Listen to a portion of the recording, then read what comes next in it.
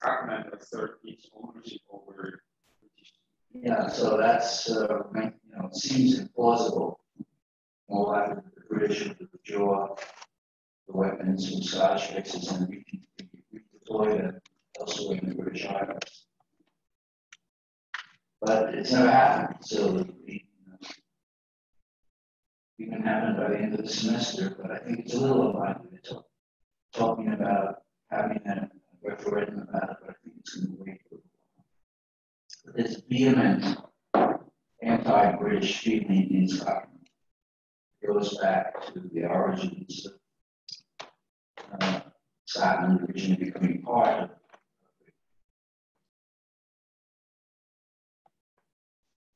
So that's a sort of complicated arrangement with Britain. No other country has any such arrangement with any other state. Next is France. And the story with France started in the mid-50s. The French Prime Minister at the time was Pierre Mendès France. And in the early 50s, France was trying to hold on to its colonies in Indochina, including Vietnam and Cambodia and Laos. And the French had forces, military forces in Vietnam. And they were surrounded by a group of Vietnamese communist forces, the Viet Minh, in 1954, when Pierre Mendès France was the prime minister, and he requested of Eisenhower, who was the US president at the time, that the US provide nuclear weapons to destroy the Vietnamese that had surrounded the Indian food. And Eisenhower rejected the request, saying that nuclear weapons can only be used if the United States territory was directly threatened. This was not the case. This totally infuriated the French, and it convinced many of the French elite that they could not count on the United States as an ally in the event of extreme need. So in '54, Mendès France at least began to pave the way for an independent French nuclear force. In '56, there was the famous Suez Crisis. This is where a secret pact was made among Britain, France, and Israel to seize the Suez Canal from Egypt. Egypt was at that time a Soviet ally. And this was not known to Eisenhower and the Americans. And this was a rare example of intense US animosity toward the French and the British at the United Nations. Virtually the only time throughout the Cold War where the US sided with the Soviet Union against its own allies was on the resolution of the Suez Canal. The US supported the Soviets in demanding that the British and the French and the Israelis give back the Suez Canal. So these two events, even being fluid in the Suez Canal, really was stimuli for the French independent nuclear weapons program. In '58, the famous French general from the Second World War, Charles de Gaulle, was elected. And he was, like Churchill, a vehement advocate for an independent French nuclear force. And he authorized the acceleration of that program, tied to the greatness of France, as a sovereign state, and to deter the Soviet nuclear attack, and as insurance against the unreliable Americans backing off when they needed them.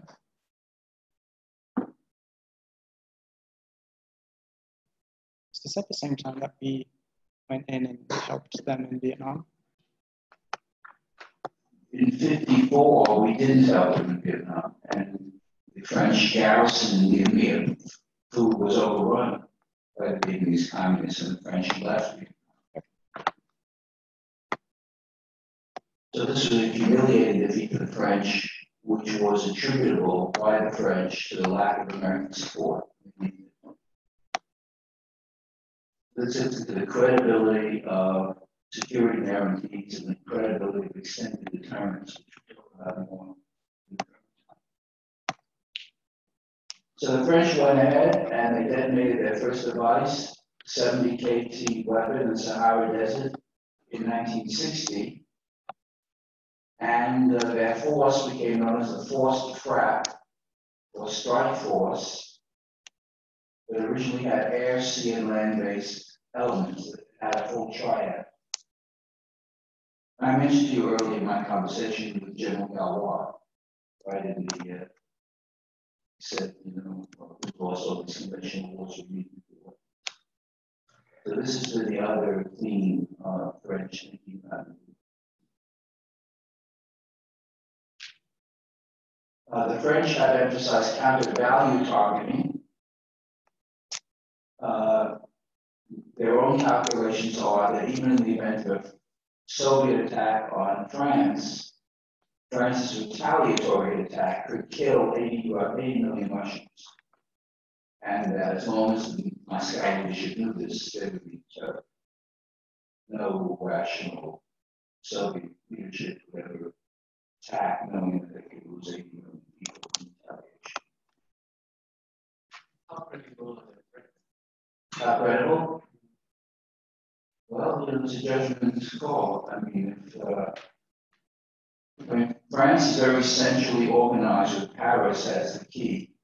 By the way, you saw just over the weekend, the Louvre, world's most famous museum, was shut down over the virus. The first time, I think, in French history, that it was shut down for public health threat.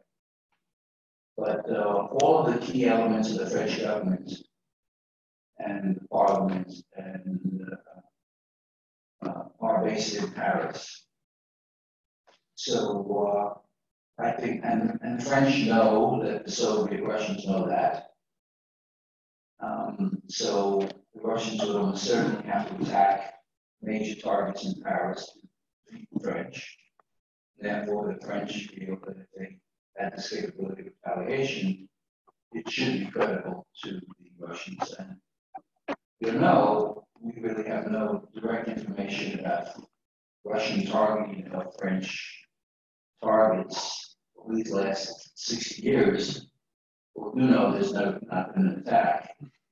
And the Soviets have not attacked, and the French have not needed to retaliate. But this is the mystery of deterrence, you know. You never quite know.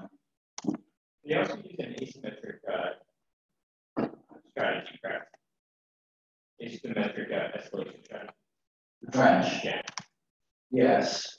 We can get into that possibly later. Today, the French have gone through an evolution of their own stockpile. Today, they have 4 ballistic missile submarines, each of which has 18 SLBMs, each of which has 8 warheads. It's a total of 144 warheads at sea, but actually only one of the submarines is deployed at any one time. One submarine is in the Atlantic. The others are in port, and the Russians know where the ports are. So the strength of the French nuclear deterrent rests on the submarine at sea, and the 18 subs, the 18 ballistic missiles with 8 warheads, 144 warheads at sea. In addition to about 140 air-based warheads on Mirage. This is actually called the Dassault Mirage 2000M and other aircraft. So it's a total of about 280 deployed nuclear warheads. But three others, nuclear submarines are not deployed. 280 is about the same range as the British. But that's also considered a minimum deterrent force. The French equivalent of the AWE, the main nuclear research facility, is Saclay. We made it there, Carl? No. Okay, I made it there for one visit. And it's a lovely spot, excellent food, a lot of very smart French scientists and engineers. And they host visiting groups from around the world to discuss nuclear issues. But this is the brain center of the French nuclear modernization. Yes. What is it about 280 warheads that makes it a minimum deterrent? There's nothing magical about it. It's just you're talking about Russian and American forces in the thousands. And it's a judgment call what kind of force you need to deter attack. Of course, the Russians presumably would seek a disarming counterforce strike. Problem is, can they locate the submarine at sea? And so far, it's not seemingly been feasible. By the way, one of the other areas, I'm not going to get into it in this class, but one of the areas of new technology that are very important related to this are quantum computing. And quantum computing has, according to the developments that have been published, has a great capability to de-encrypt communications. And of course, all the communications with the submarines are encrypted. So if the Russians were able to intercept and de-encrypt French communications with the submarine at sea, you could locate the submarine and perhaps kill it. And that would almost certainly be one of the initial phases of the Russian attack, because it's a submarine that has the capability to hit Russian targets. Everybody with me? Is it getting through your mask? Okay.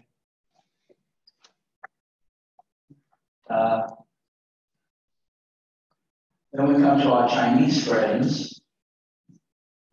They began to collaborate with the Soviet Union in the 1950s on a nuclear program, but they were strong allies in the 50s. Two major communist powers, the Soviet Union and the People's Republic of China. But it was noted by American intelligence over the years, the Soviets did not provide state-of-the-art technology to the Chinese. They held back. They provided second and third tier systems to the Chinese. Many Chinese scientists were trained at Dubna, which is the world-class Soviet nuclear research facility. You've been there, Carl? I've been there.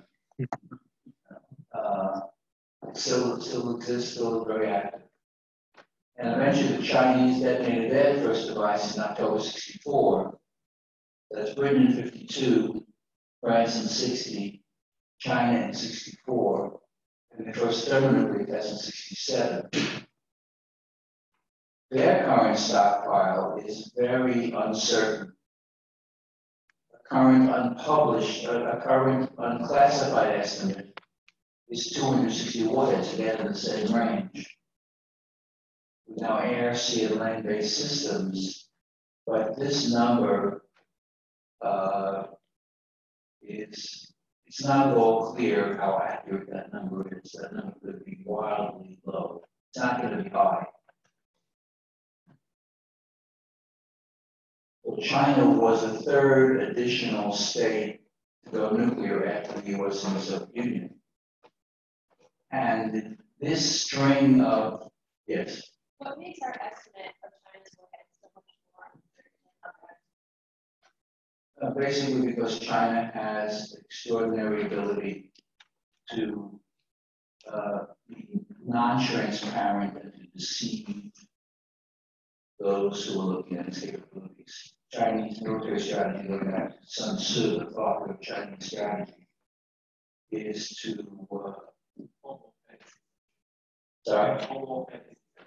all warfare is deception.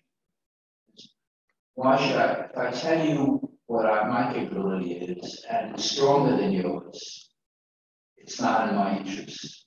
And if it's weaker than yours, it's not in my interest. So why should I have to tell you what my capability is? When I was in the Pentagon in the first 2 years of the Obama administration, there were initiatives which have lasted for 10 years to have so-called transparency talks with China. And one of my activities is to study Chinese military strategy, and I always said to my colleagues, why would the Chinese ever engage in transparency talks? So it's totally against every feature of their way of thinking, but this was these thoughts were rejected. And the US did formally propose and held quite a number of transparency talks with the Chinese, which have led to nothing. And just very recently, the Trump administration and Pompeo announced they're terminating them. There's been no progress made in 10 years. What is the current relationship between Russia and China? So that gets into a larger subject. It's improving, and it's quite mutually beneficial to both sides. They have now some joint exercises. They have some military equipment that has been transferred by the Russians to the Chinese. They've had summit meetings. Xi Jinping and Putin have met a number of times, and military leaders of both sides have met. So this is actually very alarming from an American perspective, because Nixon's visit to China in 1972 was an explicit effort to break up Sino-Soviet alliance. And things had gotten very bad in Sino-Soviet relations.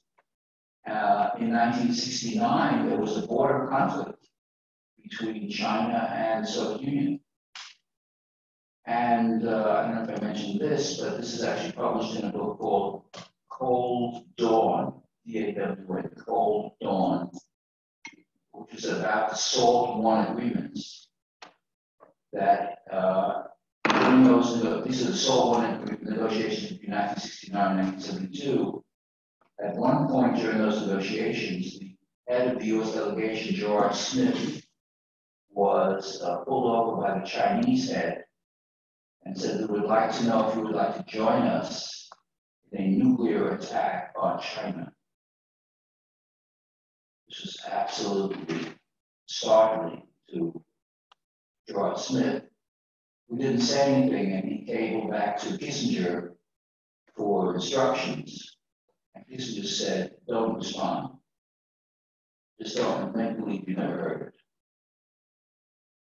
Which the Soviets interpreted as, no, we're not going to collaborate with you, we're not going to use nuclear weapons against China.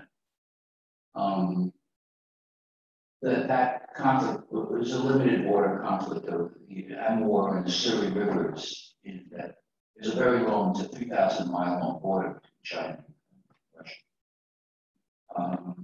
It never led to any major military escalation. But the recent developments in the improvement of Sino-Russian relations has definitely been noted by the Americans, and concerns about, I think I mentioned to you I was going to give a talk last week on my own research on Chinese maritime strategy. Anyway, I did that in this group, and we did discuss that. The main point is that that this has complicated American thinking about how to deal with the Chinese maritime strategy if they were also supported by the Russians.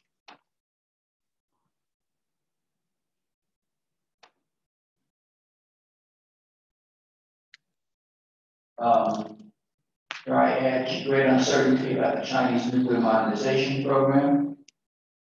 China has maintained a no first use declaratory pledge of nuclear weapons. It says we will never be the first to use nuclear weapons in a conflict, which is not synonymous with the American position. The United States has never accepted the declaratory policy of no first use. Say, if we don't know if things get bad, we might consider using them. So we'll foster ambiguity. We want our adversaries not to be clear about what the U.S. would do. The Chinese nuclear test facility is in Lop Nor, which is over here somewhere. It's in Xinjiang province, which is where the Uyghurs are. It's one of the major Muslim opposition groups to PRC leadership. I never made it to Lop Nor. I went to Lop Nor. No. But I got fairly close because you see here, Xinjiang is adjacent to Kyrgyzstan. And I think I told you about my trip to Kyrgyzstan with World Saiteyev, didn't I, on the Ajit conflict? No, I missed that one. So I'll give you a short version of this. I was back in the Clinton administration, but I left the government in 1997. And a very eminent Soviet, then later Russian physicist, Roel Sateyev, who was Gorbachev's science advisor, had actually fled the Soviet Union, left behind his wife and 3 children, and married Susan Eisenhower, President Eisenhower's granddaughter. An extraordinary development. And he received a post teaching nuclear physics at the University of Maryland in College Park, where I was the dean of the public policy school. When I came out of the Clinton administration, Sateyev, who I got to know, was a wonderful, delightful guy, and his wife, he asked me if I would accompany him to Kyrgyzstan. It was in the summer of 1997, because he, Sateyev, was going to moderate a meeting between the Tajiks, who are here, and the Kyrgyz, and also the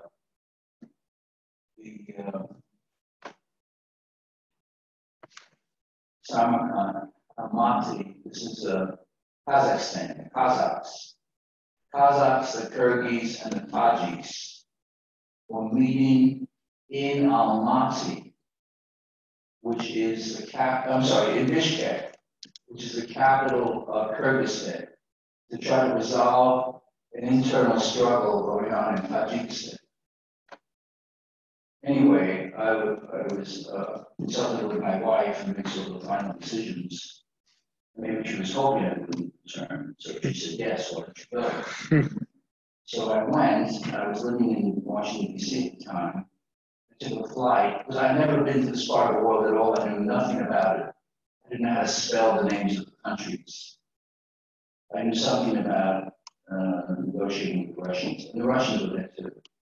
And I took a flight from Dulles Airport, some of you may be familiar with Dulles Airport, to Frankfurt in Germany, and then from Frankfurt to Almaty, which is the capital of Kazakhstan. It's now changed. And Sateyev told me that when I got to Almaty, I would be taken overland to Bishkek. So I took those flights. You know, when you get off a plane, some people have these posters with your name stuff. So there was a poster with a name, something like, my name is N-A-C-H-E, or something like N-A-T-C-H-E or something. I said, it's got it. It's close enough. Got it. So I said, I'm Michael Knott from Maryland. Oh. I said, so now we go to Bishkek overland. And the head of the delegation was greeting me. It was a woman from the English department at the University of Kazakhstan. And we landed in Almaty. I said, so we go overland to Bishkek? And she said to me in quite good English, she said, over land? She said, no. Bandits. Bandits. Okay, well, let's not do that. So she said, you will go to this hotel. Kazakhstan is filled with oil, and all the major oil producers are Kazakhstan. That Lufthansa, the German airline, had built a hotel for international travelers, and they reserved a room for me to stay there. And she said, 5:30 in the morning, you'll get up, and the driver will take you, as it's light, from Almaty to Bishkek. So I went to the hotel, went to the room, it was perfectly fine. In the morning, went downstairs, and there was a man driver with his son, about 10 years old. And she told me, if you have any questions, answer them now. Ask them now, because the driver speaks no English, just Kazakh and Russian and a little Kyrgyz, which are not my top languages. So I said, no, just make sure he gets me there alive. That's my only request. So I met downstairs at 5:30 in the morning, got into the car, it was pitch black, and then we started driving from Almaty to Bishkek. And these are the plains of Central Asia. This is where Genghis Khan was, an amazingly beautiful area. And after it got light out, the son, the 10-year-old boy, he was sitting up front with his dad, who was driving. I was in the back by myself. The boy turned around to me. Not a word had been said for 1 hour. I think they didn't know English, and I didn't know their languages, nothing to talk about. So I just drive for an hour, and then the boy turns around to me and says in quite good English, he holds up a stack of audio tapes in his hand. 10-year-old boy. And he says, what would you like to hear? Barbra Streisand or the Three Tenors? So this is a proliferation of American culture. So I said, actually, I got to hear all of it. And I did. I heard every one of them. So we got to Bishkek. And Bishkek's an interesting city. It's half Russian and half Kyrgyz. And I've gotten to digress on this because this distance over here gets you to Xinjiang, and it's only about 100 kilometers, maybe a little more, to here. And what's here? Lop Nor, the Chinese nuclear test site. So it turns out that Bishkek, Kyrgyzstan, is a major witness post for Chinese nuclear testing. Any of you been to this part of the world? Would you like to go? Should we arrange a trip? Yes, you've been? Where to? Bishkek? Bishkek. And Almaty, correct? Would you like to share any impressions? Definitely interesting culturally. Like historic silk trade route there, so a lot of Yes. combinations of cultures, the Muslim culture, the European culture, and the Russian. Right. When we actually were in the meetings in Bishkek, one thing that Sadat didn't tell me was the Tajiks would come in with AK-47s. They walked in with AK-47s right down on the negotiating table to show how serious they were. I had a few rubber bands myself. I just, that American professor. So this is quite an interesting experience. Nothing was resolved, by the way, in negotiations, but eventually there was a ceasefire. The Tajik revolution got resolved. So, Lop Nor test site in Xinjiang, Western China.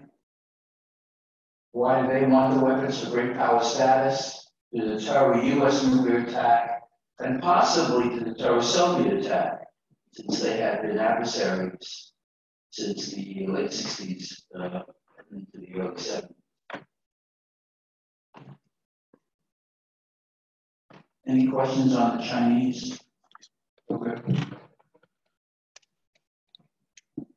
So So now, by the 70s, with these three other states, Britain, France, and China, joining the nuclear club, famous British writer C.P. Snow predicted that there would be 20 nuclear weapon states by the end of the 60s.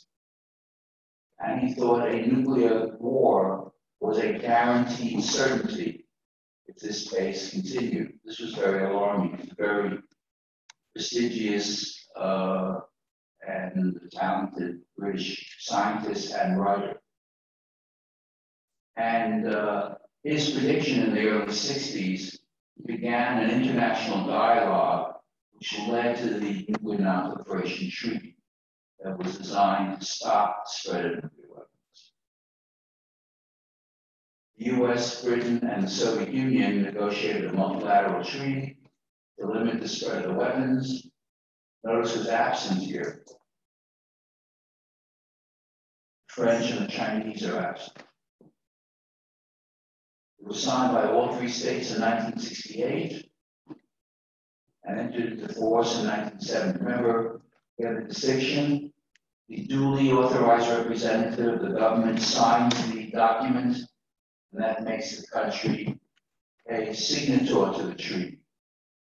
But the country is not a party to the treaty unless it enters into force. It doesn't enter into force in the US unless 67 US senators support the ratification of the treaty.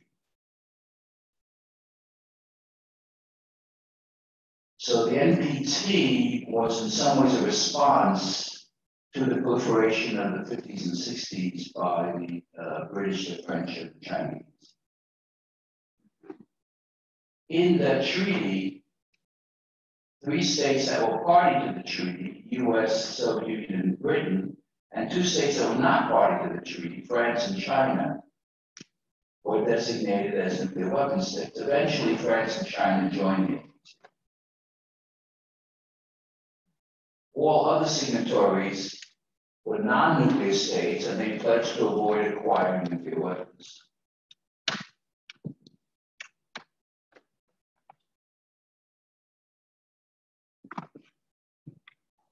One feature of the NPT was the formation of the International Atomic Energy Agency, the IAEA, which was established in Vienna, created to assist signatories in the development of nuclear energy for peaceful purposes, with a separate capability to determine that all signatories are abiding by the NPT, using sophisticated verification techniques. This is done in the Safeguards Division. And we're going to have a man who worked at the Safeguards Division of the IAEA, George Moore, who now teaches in Monterey. He's going to give a lecture here, I think around the 16th of March. It's coming up. He's a very nice lecture about how the safeguard system works at the IAEA. We had a former student who was a joint student of nuclear engineering and public policy, Sarah Laderman. She graduated. She took this course. She graduated with a dual master's in nuclear engineering and public policy. She was an undergraduate from MIT, and she now works in the Safeguards Division of the IAEA. So,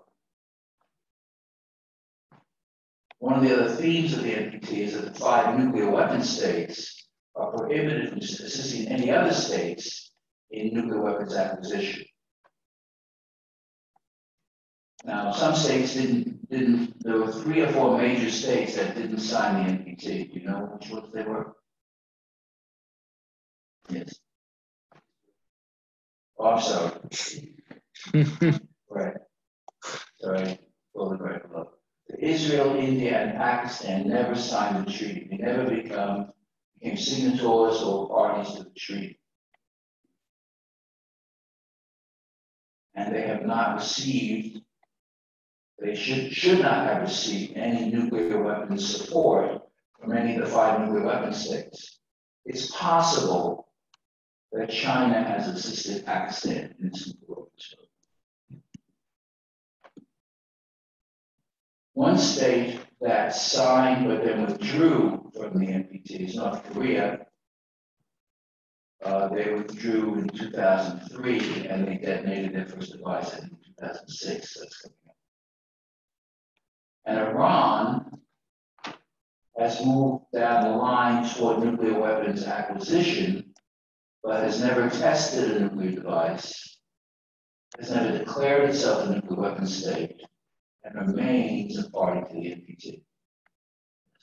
So while North Korea was a member of the IAEA presumably would have helped to develop nuclear energy. Yes. So what are the ramifications for them leaving in that surely some of the technology they got from the IAEA ultimately led to their ability to develop the bomb? Well, no, I mean, they received technology and advice about the nuclear energy program for peaceful purposes, but not directly applicable to weapons. Now, that's another case where China and Russia both may have assisted North Korean nuclear weapons.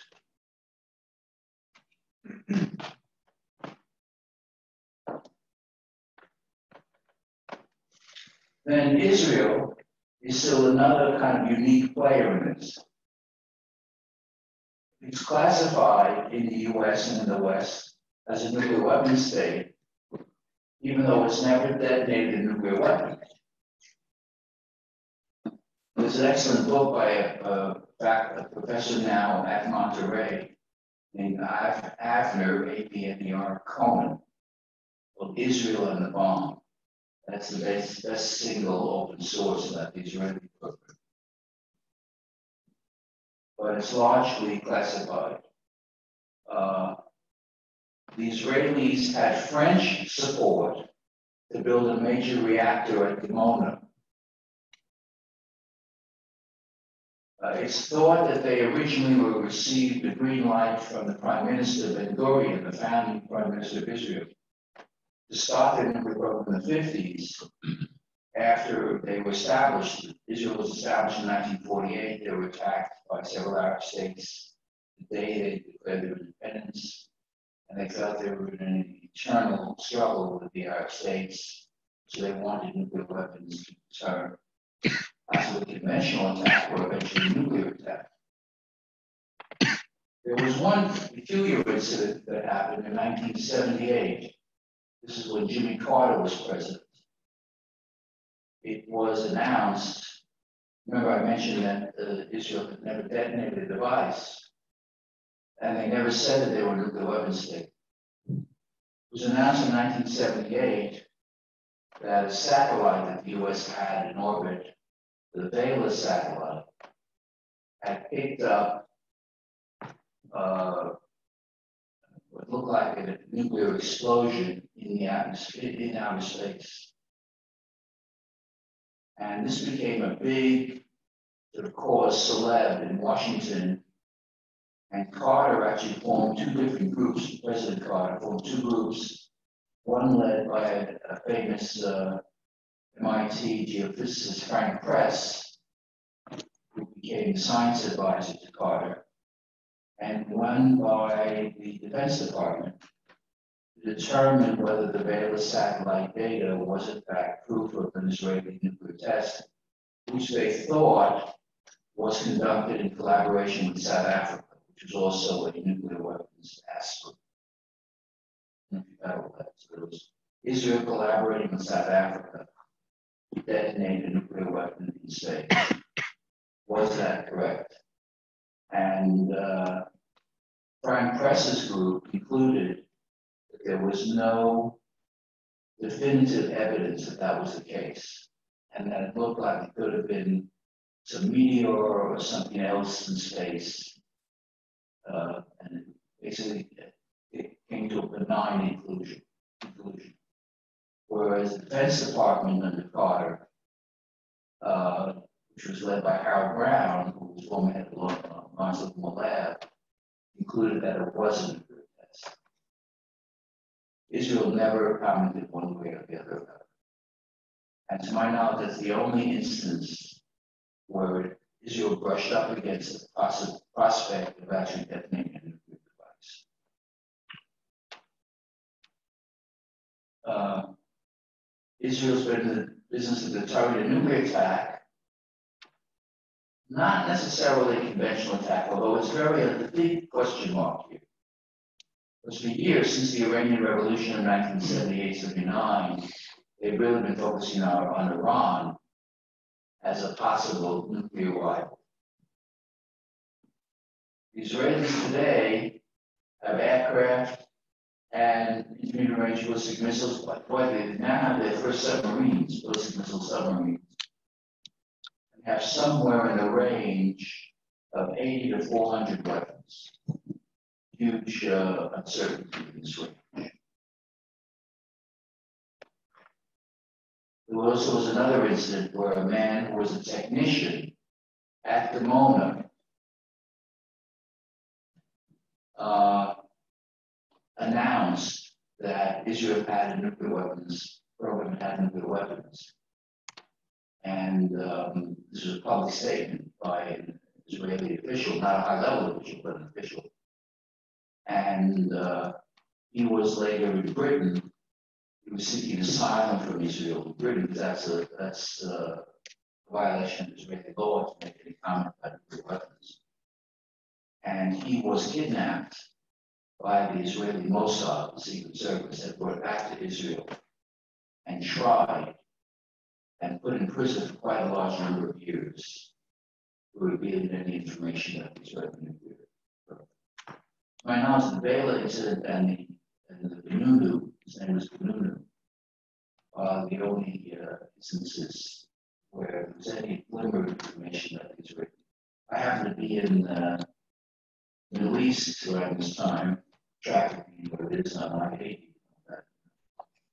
And I remember being in this hotel and was in a swimming pool. And this man introduced himself as Benunu's brother. I said, swim over near me. I'd like to hear more about what your brother's been up to.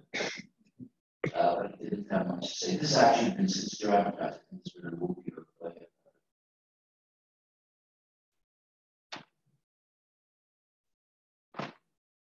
So you see, slowly but surely, you have the declared nuclear weapon states: US, Russia, Britain, China, France.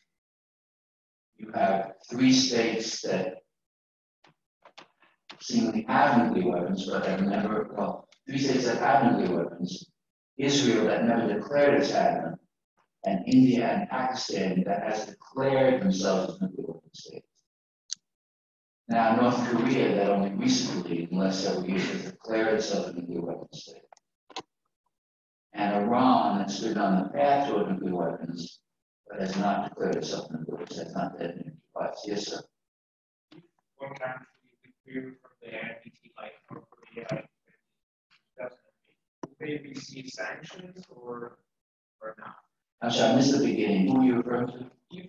Well, I know nuclear country or a nuclear country withdraw from the non-proliferation agreement. If a nuclear country were to withdraw from the NPT, yes. Sanctions to this country or not? Yes, there would be sanctions, but it's tricky because the sanctions have to be approved by the permanent members of the UN Security Council. Permanent members of the UN Security Council are the 5 nuclear weapon states: US, Russia, Britain, France, China. And depending upon the situation, you don't know whether particularly China and Russia will agree to the sanctions. Now, they did agree to sanctions against Iran. There have been sanctions imposed against the Iranian government. And they agreed to sanctions against North Korea. Whether this would happen in the future, I don't know. What kind of approval is that required? Like from all members? Unanimous approval of the 5 permanent members. So in theory, one of the 5 members wanted to withdraw from the treaty itself. It would be like big for them because they themselves, as a member of the council, wouldn't declare any sanctions against themselves. Right, but they're already declared nuclear weapon state, so there's no particular incentive for declared nuclear weapon state to withdraw from the NPT for violation of the NPT, unless they were providing nuclear weapons assistance to some non-nuclear state, to Turkey, or to Saudi Arabia, or to other countries. Any other questions about it? Because remember, you want to fit these different players into the boxes of Narang's concept about how they use these weapons in their strategy. And here we haven't talked about India and Pakistan. India had detonated a device in the desert right on the border with Pakistan in 1971. And after they detonated it, journalists went to Delhi to say, what was that? And they said that was not a nuclear weapon, it was a peaceful nuclear explosion. But it was right on the border of Pakistan, which is not what I call a confidence building measure. They denied that they had a nuclear weapons program, but they did. It went slowly. Eventually, it was more rapidly developed in the 1990s. And in May of 1998, they detonated a nuclear device and they declared themselves a nuclear weapon state. Remember, India had not been a member part of the NPT, so it wasn't in violation of the NPT because they never joined the NPT. They classified themselves as a nuclear weapon state. They originally had assistance from the Russians. A lot of the Indian scientists were at Dubna, Soviet nuclear weapons facility. It appeared that they were developing them also for great power status, to deter a nuclear attack, but not a conventional attack. And their current stockpile, these are rough numbers, maybe wildly off, are weapons on intermediate range ballistic missiles, air-launched cruise missiles with 110 warheads. Right around the same time, in the same month that India detonated, Pakistan detonated. They had started a program under Ali Bhutto in 1971. Bhutto was a very charismatic prime minister of Pakistan. He was later executed by General Zia al-Haq, successor to him. I had a little window on that, just a little bit. I taught a version of this course with Carl at Harvard, and it was open to undergraduates at Harvard. And one of the students in the class was Ali Bhutto's daughter, and a charming woman who graduated from Harvard and then went back to Pakistan. I don't know what she's doing now. She was very interested in the subject. Question whether the Chinese assisted the Pakistanis in their nuclear weapons development program, and whether the Pakistanis were motivated for nuclear deterrence and conventional deterrence, or just one. The same month that India detonated, Pakistan detonated. Same month that India declared itself a nuclear weapon state, Pakistan declared itself a nuclear weapon state. They have about 140 weapons on IRBMs, submarine-launched ballistic missiles, and ground-launched cruise missiles. And they've had a counterforce strategy, while India has primarily had, so recently, it might be changing now, recently a counter-value strategy. I mentioned to you the main scenario of concern, and I think I mentioned that. About this is a replay of the Mumbai incident, where Pakistani terrorists supported by the Pakistani government would go into a major city in India, seize it and kill women and children, and the Indian forces would suppress the terrorists, but then unlike last time when this happened, they use it, Indian conventional forces go into Pakistan to wipe out the base where the terrorists came from in Pakistan. And Pakistan and India fought several small conventional wars. Pakistan's always come up on the short end of the stick. The argument is that if India responded to the terrorist attack, invading Pakistani territory to kill the terrorists, that Pakistan would respond with small, limited use of nuclear weapons, Pakistan on its own territory against Indian forces. And according to this scenario, that would then trigger a major India retaliatory strike against Pakistan. Are you with me on that? So this is very much concerned. This goes back to the Bush years and the Obama years, concerned about such a scenario. And we try to intervene and have sessions with their leadership and their military leadership, educating them about the dangers of this. But it's not clear if they're listening. Yes. So I don't understand why Pakistan would use nuclear weapons on their own land. Other effects Indian forces coming into Pakistan. So that's a big question. Yeah, and it's not. It depends on. The Pakistanis have a very substantial conventional capability, but whether it would be sufficient to repel the Indian forces, it all depends on the capabilities of the numbers and so forth. So this may be, it may be unwarranted. It's not based upon anything that the Pakistanis or the Indians have said. The Americans are the origins of the scenario, but there's been concern about it.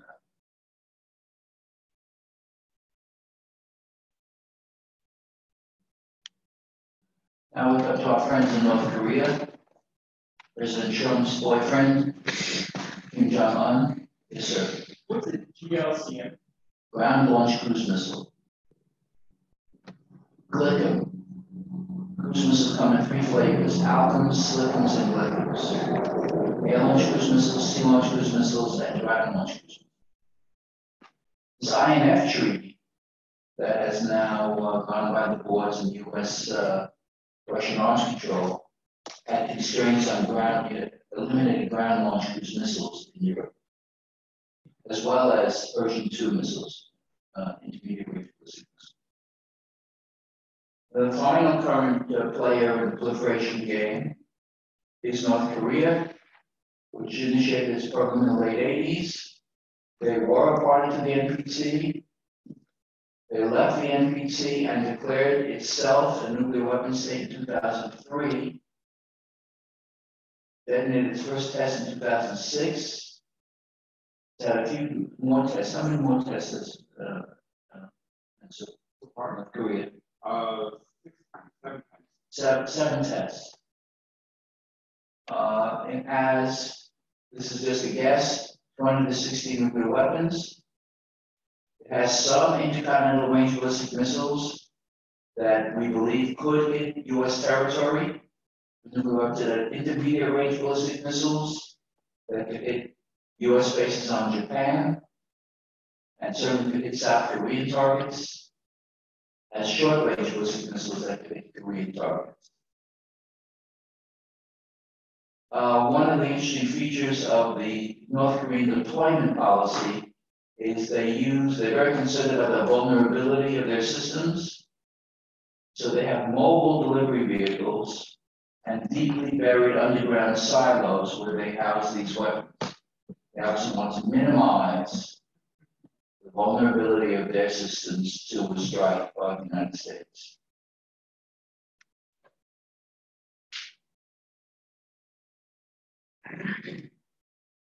Coming to the end here now.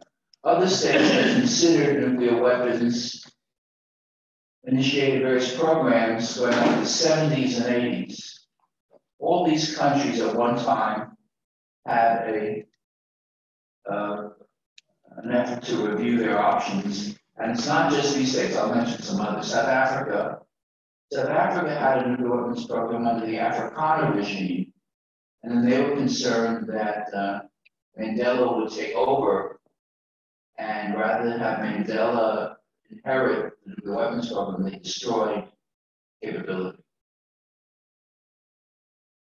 South Korea in the 70s had a nuclear weapons development program, and this was when President Ford was president, 1974 to 76, and he sent senior diplomats to Seoul to warn them that if they proceeded with their nuclear weapons program, the U.S. would terminate its security treaty with South Korea, and they were on their own. South Korea then stopped the program. Same story in Taiwan. Taiwan had a nuclear weapons program to deter a Chinese attack. The U.S. said, if you continue the program, we don't have any security agreement with you, but we provide you a lot of weapons, going back to the Nixon agreements of 72, and they stopped their program.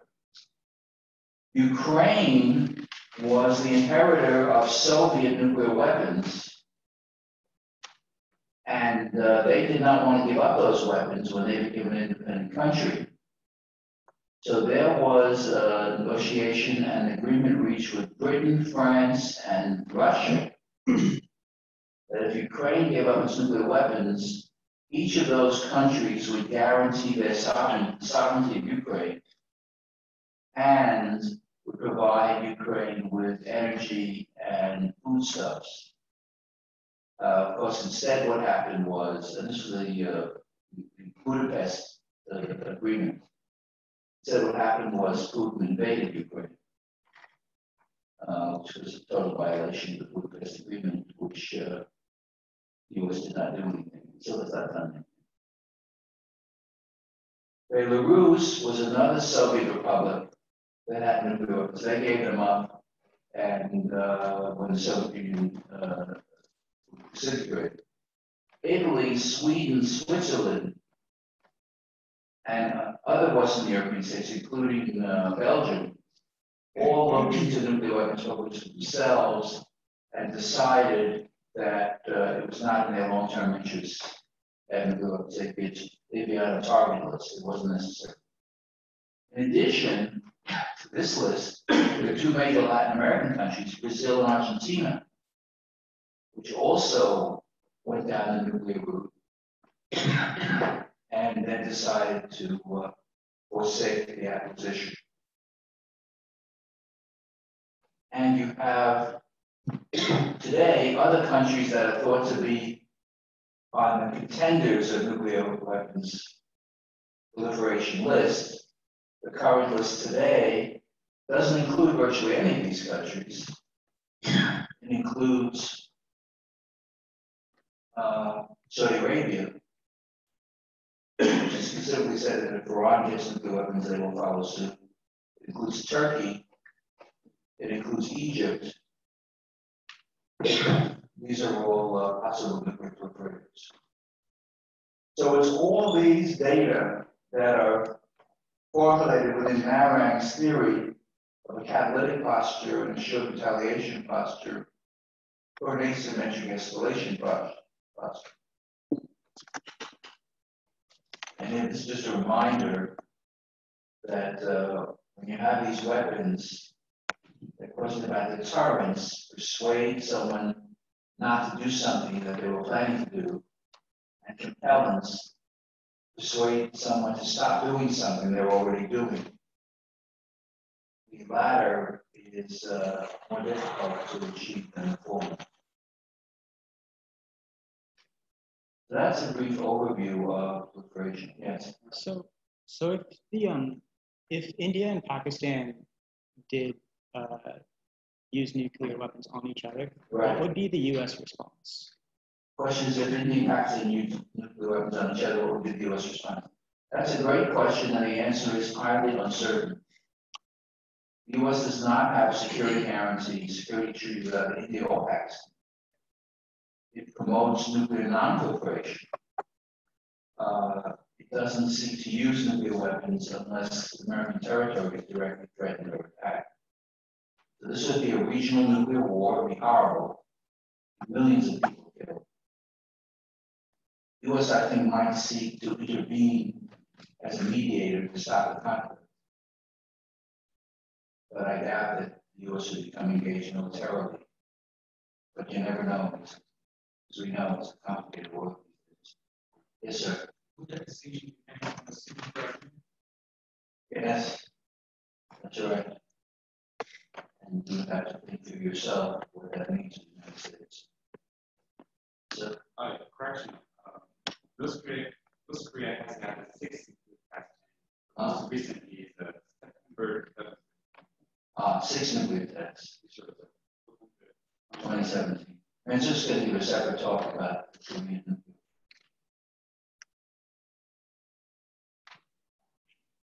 So this has remained an ongoing challenge for American policy, trying to suppress the spread of nuclear weapons. But it's tricky because after all, we are a major nuclear power, and it's viewed by other states that we're very two-faced about it. We try to prevent the spread of weapons while we keep our own. Now, the NPT calls for the elimination of nuclear weapons. Article 6 of the NPT calls for elimination of nuclear weapons by the nuclear weapons states. But we've come way down. Come down from, as I mentioned, over 30,000 down to perhaps a few thousand with destroyed weapons. But representatives of a number of countries say, why should we deny ourselves nuclear weapons when you yourselves have not denied yourself? This has been going on now. Treaty's been in force since 1970. It's 30, 20, that's 50 years. It's a long time, half a century. On the other hand, you can say, all things considered, fortunately, C.P. Snow was wrong. He said there'd be 20 nuclear weapon states by the end of the 60s. And there were only the big 5 that declared. 3 others, Israel, India, and Pakistan, are 8. And now North Korea is 9.